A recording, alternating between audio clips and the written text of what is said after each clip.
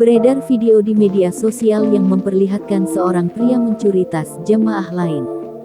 Video tersebut diunggah oleh akun Instagram @terangmedia.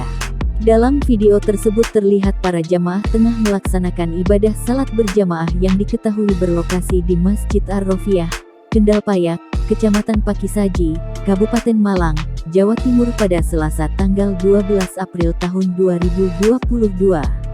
Terlihat ada seorang jamaah yang baru saja memasuki masjid sambil membawa tas kecilnya. Jamaah itu pun menaruh tas kecilnya di dekat salah satu pilar masjid yang juga terdapat bocah yang tengah salat. Selanjutnya, jamaah itu langsung bergabung memasuki saf salat. Namun, terlihat seorang pria yang dari tadi berdiri dan mondar-mandir di dalam masjid yang juga membawa tasnya sendiri.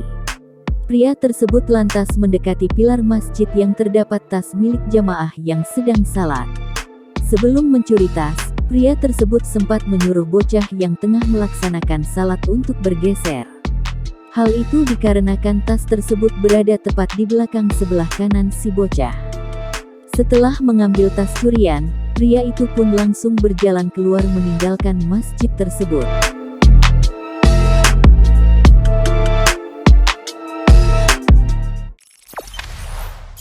Jangan lupa subscribe, share, komen, dan like ya.